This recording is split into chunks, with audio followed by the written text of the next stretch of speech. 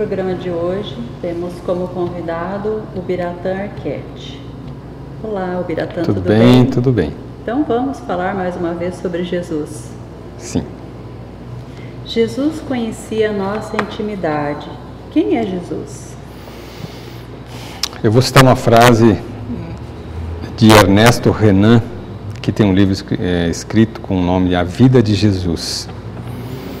Ernesto Renan era um catedrático muito famoso na França do século retrasado e era uma pessoa que detinha em si, até porque acadêmico que era, uma visão muito distante de Jesus.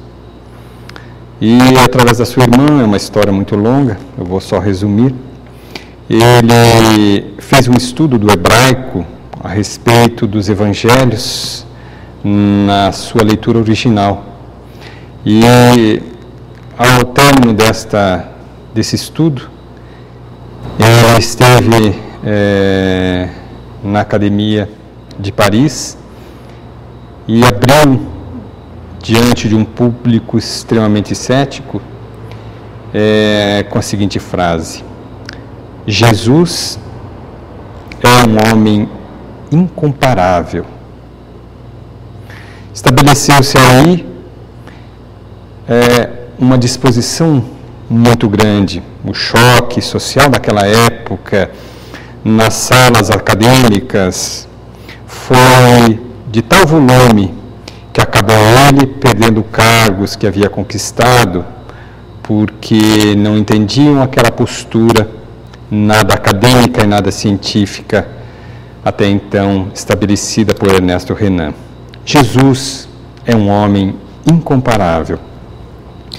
E por que Jesus, como você iniciou, conseguia fazer essa leitura da problemática profunda do ser? Porque ele reconhecia em cada ser humano o processo das múltiplas existências, a causalidade dos acontecimentos. Ele olhava para o ser humano, qualquer que fosse, e ele enxergava nos seus defeitos, nas suas características, no seu personalismo, nas suas dificuldades ou na sua beleza íntima.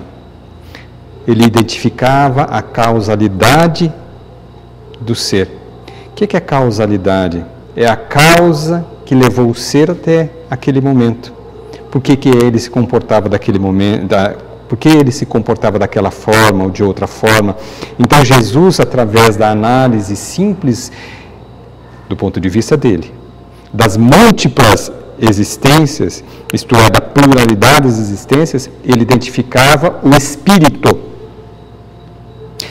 Ele identificava o ser integral que somos cada um de nós. Mas o que é o ser integral?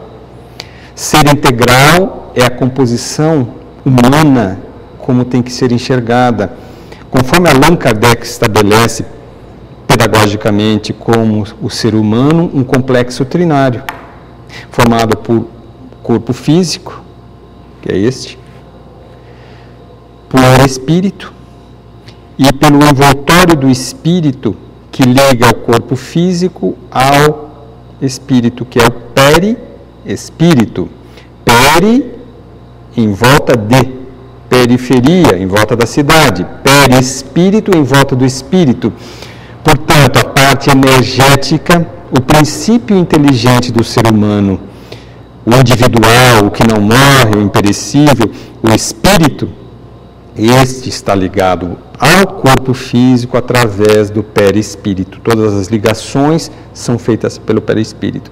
Então Jesus identificava o ser integral. Ele não olhava apenas aquele ser que ali estava, ele olhava a profundidade daquele ser integral, das várias vivências desse ser integral, da ideia legítima do ser espiritual que cada um de nós somos. Porque ele cria, acreditava na imortalidade, ele sabia da imortalidade, ele sabia das várias existências, ele sabia que ali estava um ser que estava encaminhando-se para a evolução. E, consequentemente, através dessa visão da pluralidade das existências, ele sabia que se estabelecia em cada ser a causa da sua problemática. Então, se hoje temos uma doença, se naquela época ele via uma doença, ele sabia que ali tinha um efeito. Mas a doença e o efeito, a causa poderia ser anterior. Causa dos sofrimentos está no Evangelho. As causas de nossos sofrimentos podem se estabelecer nessa existência, como em outra existência. Se nós não encontramos a causa do sofrimento na existência atual, certamente encontraremos em outra. E Jesus tinha esta visão tridimensional, 3D, 4D. Ele via as existências todas daquele ser e conhecia a causa dos seus sofrimentos. Então, Jesus realmente, nesta frase magnífica de Ernesto Renan, Jesus é um homem incomparável. Jesus, um homem extraordinário. Sem dúvida. Sem precedentes. Na história, único, né?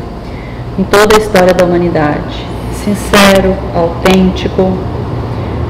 Mediante sua proposta, fundamentalmente sem subterfúgios, realizou muitos prodígios, né, durante toda a sua existência aqui, que foi breve, né, mas ele realizou muitos prodígios. Temos aí no Evangelho várias citações, né, como a mulher hemorrágica, assim, né? Como que nós podemos entender esses prodígios? Eles eram milagres? Em a Gênesis, no capítulo 14, sobre fluidos, nós vamos encontrar na literatura espírita a explicação dos milagres. Os milagres, chamados milagres, na verdade são feitos naturais. São entendidos por milagres porque ainda não adentrou a ciência a qual Jesus, naquela época, já havia incorporado e a praticava com absoluta naturalidade. Vejamos que Jesus, então, na sua citação da mulher hemorrágica, que ele curou ela foi curada com um toque na sua vestimenta, né?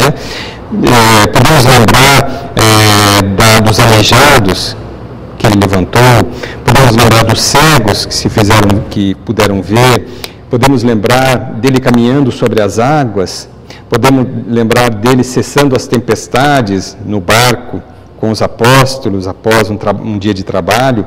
Então nós vamos ver os vários chamados milagres, mas em nenhum desses milagres ali estava uma pessoa que ostentava a paranormalidade. E tampouco ele se permitia vulgaridade ou espetáculo. Em tudo em que Jesus fazia havia uma finalidade. Não havia em nenhum momento vulgaridade nos seus atos.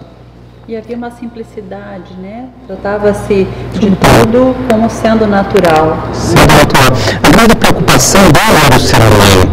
Embora nós consigamos ver os milagres de uma forma assim, em que parece espetaculoso que aquilo aconteceu, mas na verdade ele sempre trazia uma mensagem naquelas situações ali dos milagres. E eu acho que nós temos até uma citação de Gandhi, né, que fala a respeito de uma frase interessante ali. Não sei se Gandhi fez um comentário, né? Tem uma frase dele que é muito instigante e eu quero te pedir um comentário sobre, né? Gandhi disse: eu amo Jesus, mas eu temo os cristãos. Nossa! Que temor é esse, né? O que isso quer dizer, né? Por isso que é tão bom estudar, né? Num dos programas passados a gente lembrava a respeito de a verdade, conheceis a verdade vos libertará. E quando Gandhi disse isso, Gandhi, essa figura magnífica da história da humanidade, é intrigante isso. E a gente lê assim: eu amo muito Jesus Cristo, mas tenho medo dos cristãos.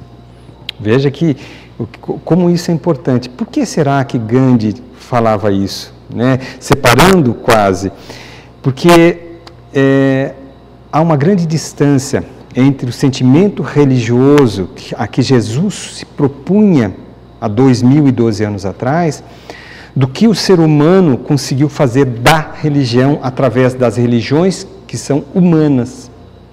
As várias religiões construídas ao longo da história vieram trazendo a sua verdade, vieram trazendo o seu contexto, a sua visão, as suas necessidades e adaptando e distorcendo muitas vezes o foco a qual Jesus trazia verdadeiramente. Por isso, quando Ernesto Renan disse que Jesus era um homem incomparável, e antes disso ele detestava Jesus, no livro a gente encontra isso, ele deixava Jesus de lado, achava uma figura nada apreciável, é porque ele foi estudar verdadeiramente e achou lá esse homem incomparável.